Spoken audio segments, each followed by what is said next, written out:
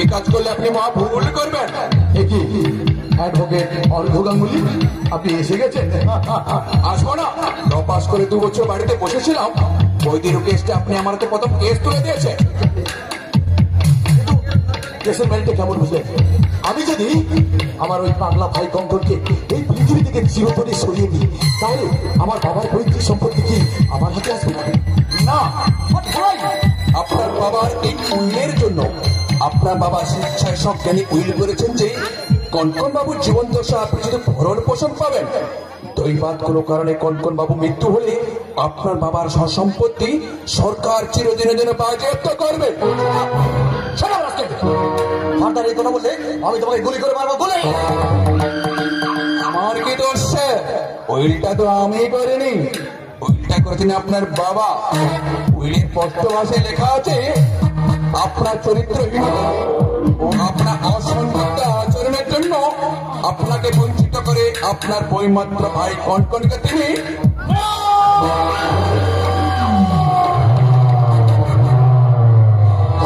এই অপমান, এই বঞ্চনা আমি কিছুতেই সহ্য করবো না। ওই শালা শহরের বাচ্চাকে আমি কি করবেন স্যার? এই গুড অ্যাডভাইস দাও,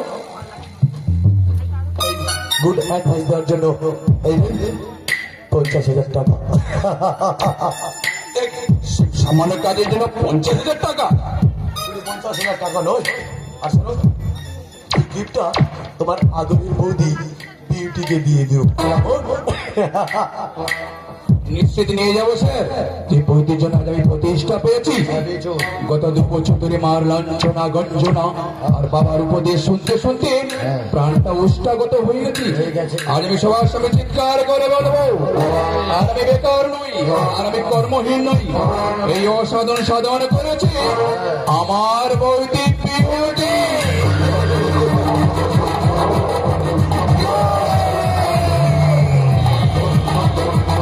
আমার নাম কৌশিক নাহি।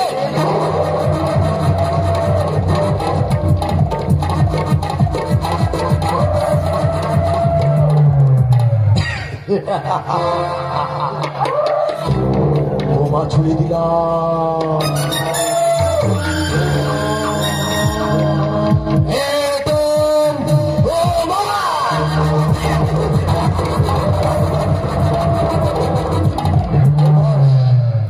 এরপর আমার পাঠানো অর্কের হাত দিয়ে ওই মডার্ন কস্টিউম যখন বিউটি পরে ওর সংসারে আগুন জ্বালিয়ে দিবে, আগুন। আর তখন আমি ঠিক হাজির হব ওই গাঙ্গুলি বাড়িতে।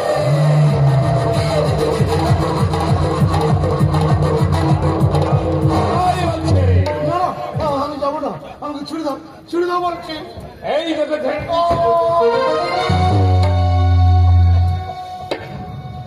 কেন তোমরা আমাকে এখানে নিয়ে আসলে? আমি তো আর ক্ষেতের জ্বালায় কাঁদছি, আমি তো মরা মানুষের মতো অন্ধকার ঘরে মাটির বিছানায় নীরবে শুধু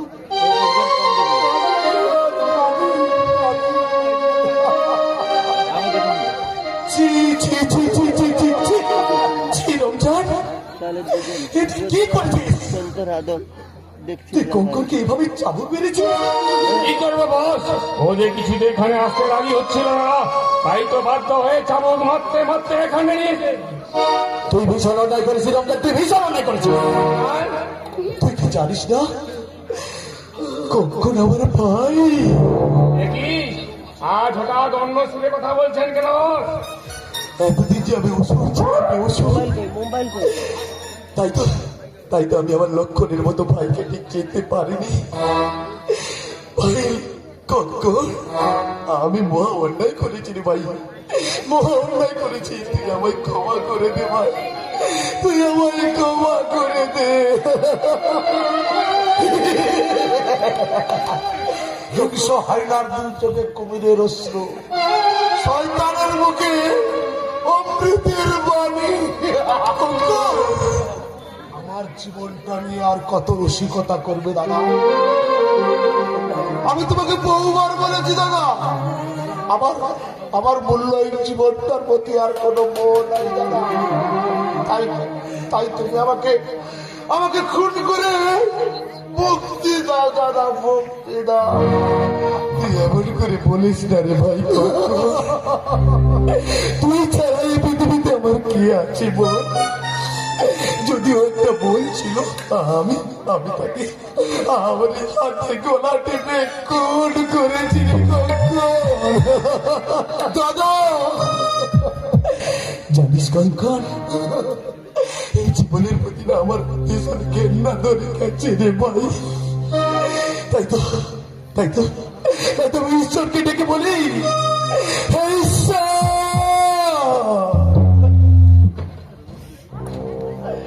তুমি আমায় ক্ষমা করো না দয়াময়, তুমি আমায় ক্ষমা করো না। ঈশ্বরের বিচারে তোমার শাস্তি হবে দাদা। আমি তো তাই চাইছি কঙ্কন, তোর হাতের দেওয়া শাস্তি যেন আমার উপযুক্ত সাজা হয় রে ভাই, উপযুক্ত সাজা হয়। দাদা জানিস কঙ্কন, আমি যেমন করি তোর বোন ময়নার গলাটা আমার এই শক্ত হাত দিয়ে চেপে ধরেছিলাম, তুইও ঠিক তেমনি করে তোর এই শক্ত হাতে আমার গলাটাকে তুই চেপে ধর না রে কঙ্কন, চেপে ধর। আমার ঘৃণ্য জীবনটাকে তুই একেবারে শেষ করে দিলে। দাদা এ কি করছেন বস? চলে যা রমজান, আমাকে আমার পাপের প্রায়শ্চিত্তটা করতে দে। অনুশোচনার অশ্রুতে তোমার সব পাপ ধুয়ে মুছে গেছে দাদা। তুমি যখন তোমার নিজের ভুল বুঝতে পেরেছ, আমার সমস্ত দুঃখ ম্লান হয়ে গেছে। শুনেছি রমজান, বস, যার হৃদয় এত মোহ তাকে কিনাবে। বস, যা যা যা যা যা রমজান যা, বাবুজিকে বলবি আজ থেকে আমার আর আমার ভাইয়ের খাবারের তালাটা যেন একই টেবিলে পাতা হয়নি। যা যা যা। ঠিক আছে বস। আর শোন, এখনই সেনাপতি বস্ত্রালয়ে গিয়ে বলবি যে আমার ভাই কঙ্করের জন্য দুজনের জামা কাপড় যেন পাঠিয়ে দেয়। আমি এক্ষুনি যাচ্ছি বস। আরেকটা কথা শোন, আজ থেকে আমার ভাই কঙ্কন আমার পাশে রুমে থাকবে, ওকে? ইয়েস বস, আমি এক্ষুনি সব ব্যবস্থা করছি। তোমার এই মনের পরিবর্তন আমাকে অবাক করে দিয়েছে দাদা। তবু আমার ভয় হয়। ভয় কিসে রে ভাই? এত সুখ আমার কপালে সইবে তো দাদা, সইবে তো। আমি যখন আছি তোর এত চিন্তা কিসে রে ভাই? আজ থেকে তোর সমস্ত দায়িত্ব আমার রে ভাই, আমার। শোন না, আমি তোকে একটা কথা বলবো বলে ভুলে গেছি। আমি তোর নামে একটা ওষুধের কারখানা করতে চাই। ওষুধের কারখানা আমার নামে? হ্যাঁ রে ভাই, আজকাল না ভেজাল ওষুধে মার্কেটটা পুরো ছেয়ে গেছে, আর সেই সকল ওষুধ খেয়ে এদেশের হাজার হাজার জনগণ না প্রাণ হচ্ছে। আমি চাই তোর নামে একটা আসল ওষুধের কারখানা করি, এদেশের হাজার হাজার জনগণকে অকাল মৃত্যুর হাত থেকে রক্ষা করতে রে ভাই, অকাল মৃত্যুর হাত থেকে রক্ষা করতে। এত খুব ভালো কথা দাদা, কিন্তু ওষুধের কারখানাটা আমার নামে কেন? তোমার নামে তো করতে পারো। মানে তুই তো জানিস বাবা তার সমস্ত সম্পত্তির অর্ধেক অংশ তোর নামে উইল করে গেছে, আমার নামে কিছুই করেনি। তাই আমি চাই তোর নামের সম্পত্তিটা বিক্রি করি। দাদা, আমি সব ব্যবস্থা করে ফেলেছি, জানিস তো। তুই শুধু বেশি না, একটা সই করে দে, এইখানে একটা সই করে দে, তারপরে না যা করার তাই করবো, তুই এইখানে একটা সই করে দে। না দাদা, আমার পক্ষে এই সম্পত্তি বিক্রি করা সম্ভব নয় দাদা। আর তুই বুঝছিস না কেন? আজ তুই আমাকে যত মূল্যের সম্পত্তি দিবি, আমি 1 বছরের মধ্যে তুই দ্বিগুণ সম্পত্তি ফিরিয়ে দেবো। লোক মানুষকে অসৎ পথে নিয়ে যায় দাদা, তাই আমার যেটুকু সম্পত্তি আছে আমি সেটুকু নিয়ে সন্তুষ্ট থাকতে চাই দাদা। তার মানে তুই আমাকে অবিশ্বাস করছিস, তাই তো? তুমি ভুল বুঝো না দাদা, আমি হাত জোড়ো করে অনুরোধ করছি দাদা, আমার পক্ষে সম্পত্তি বিক্রি করা সম্ভব নয় দাদা, সম্ভব নয় দাদা। দাঁড়া কঙ্কন, আমি যখন স্থির করেছি তোর নামের সমস্ত বিক্রি হবে তো হবে, প্রয়োজন হলে জয় জয়। এই জন্য তুমি ভালো মানুষ সেজে সকল কান্না কাঁদছিলে দাদা। আমি জানতে চাই তুই দলিলে সই করবি কিনা? না, বহুবার তুমি আমাকে মৃত্যুর ভয় দেখিয়ে আমার নামের সম্পত্তি তুমি গ্রাস করতে চেয়েছো, তাই আমি জীবিত থাকতে আমার আমার সম্পত্তির খানাকুড়িও তুমি স্পর্শ করতে পারবে না দাদা। বলিস কি রে? স্পর্শ করতে পারবো না।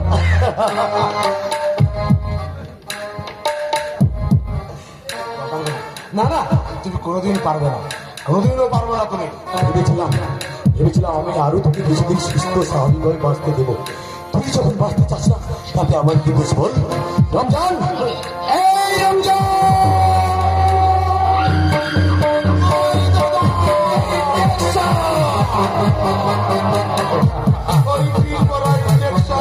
তুমি আমায় দিও না দাদা, আমি যে আর সইতে পারি না। পারবি না রে।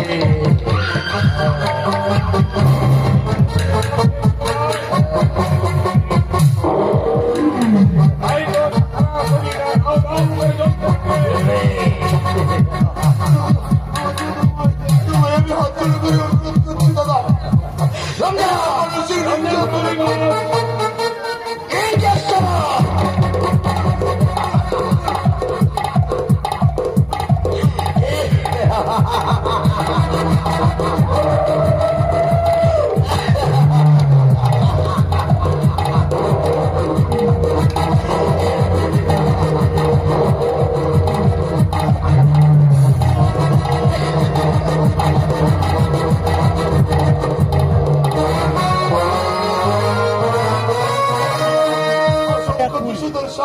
আমার শরীর সবল পাচ্ছে, কাঁকড়া বিছা আমার শরীরটাকে কিনা ছিঁড়ে ছিঁড়ে আমি যে অসহ্য সইতে পারছি না।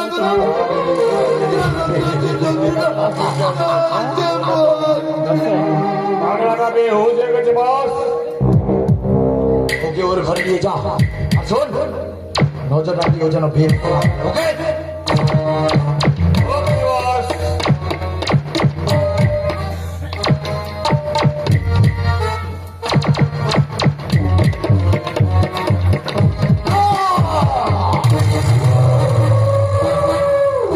আমি ভাবি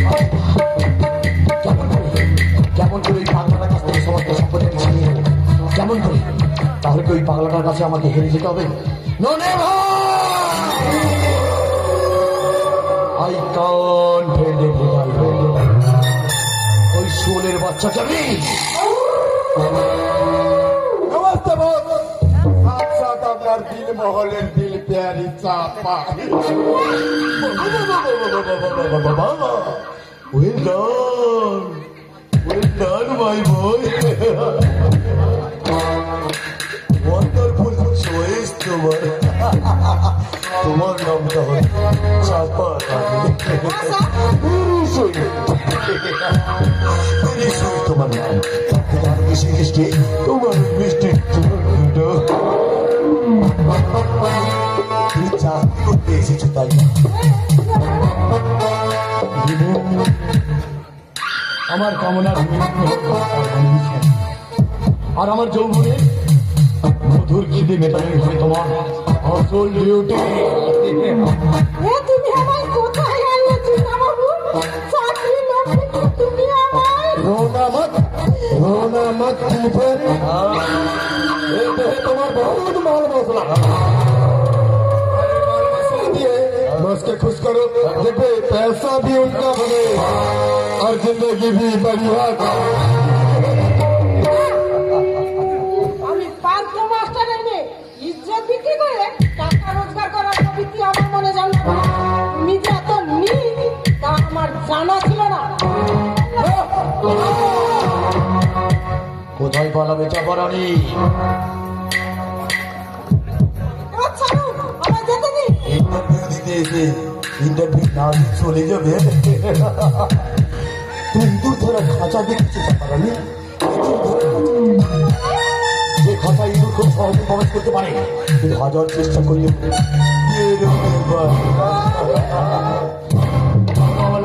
খাঁচা আর সেই খাঁচা রাখতে পারা তুমি একটা ছোট্ট ইঁদুর। যতই লাফালাফি চাপাচাপি বেরোতে পারবে না। এবার তাহলে ইন্টারভিউটা খারাপ করে ফেলুন। চাপারানির সুইট ফিগার দেখে আমি এক চান্সে বুঝে গিয়েছি ও পাস করে যাবে। তোমার পারিশ্রমিক নজর রাখতে কেউ যেন আমাকে ডিস্টার্ব না করে। ওকে বস, ওকে। চুনা বাবু, চুনা বাবু, যেও না, যেও না, চুনা বাবু। আমায় একা ফেলে তুমি চলে যাও না, চুনা বাবু।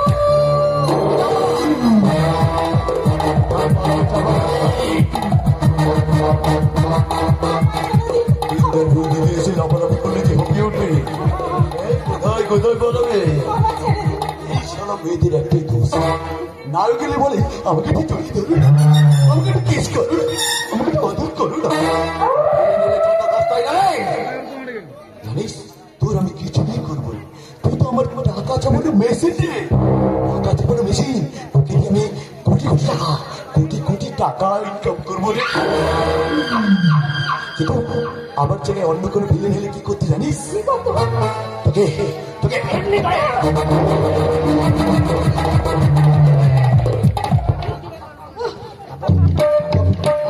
তোর শরীর থেকে এই শরীরটাকে খুলে ফেল।